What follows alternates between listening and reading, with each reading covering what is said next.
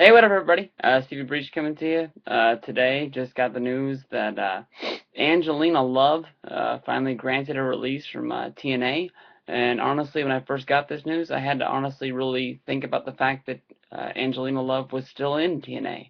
I can't remember the last time she had a notable role inside TNA that was very big. I understand that she was a five-time Impact Knockouts champion, but honestly, I just really don't think that she's ever regained the steam that she had when she had her big run with the Beautiful People, with her and Velvet Sky when they first broke through in 2007 to 2009. Of course, she was released due to her visa issues with her being from Canada and not having the proper papers to work in America. TNA was forced to let her go. It was heavily rumored that WWE would scoop her up and bring her in back then, but she reappeared during the failed wars of when Impact went back to competing against WWE back in 2010. Ever since then, she really came in and she had a big feud over the rights to the Beautiful People. Basically, how Lacey Von Erich replaced her in the group with Velvet Sky and Madison Rayne. I think that she had a little bit of steam there, but I think all of her steam was really lost when the program with Winter started, which I don't even know if I can remember everything that went into it, but basically Winter started out as some sort of a ghost that was stalking Angelina Love, that was in love with her, that sort of put some vampire spell over her that made them into some lesbian love angle. And I don't know, it all really went downhill from there. I think they went on to win the TNA Knockouts Tag Team Championships, the belts that really haven't really meant anything at all for the company ever since they were first brought in. But where does Angelina Love go from here?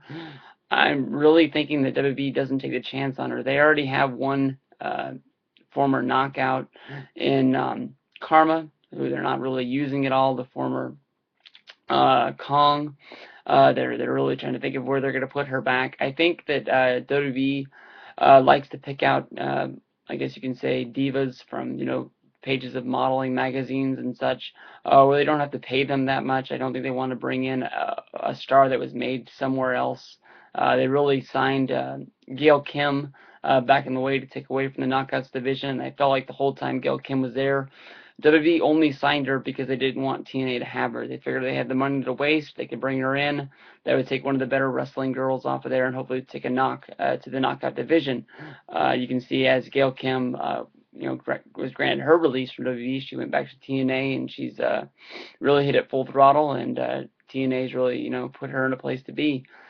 So my guess from here, I think Angelina Love, probably for the best thing, she would go into acting or something like that, because I think she's going to be too overpriced for indies. I don't think she's going to have that much of an appeal at like autograph signings that's going to last that long. And like I said, I don't think WWE's going to pick her up, and she might be just too expensive for you know, independents to pick her up around the and make a good run. I don't think anybody's ever going to go to a show just because Angelina Love's going to go here. But I mean, those are my thoughts. What do you guys think? I'm sure she has a lot of fans out there, but even though Velvet Sky doesn't have the wrestling abilities that I think Angelina Love does, I think Velvet Sky has much more of an appeal, and I think that people probably want to keep her in TNA longer than Angelina Love.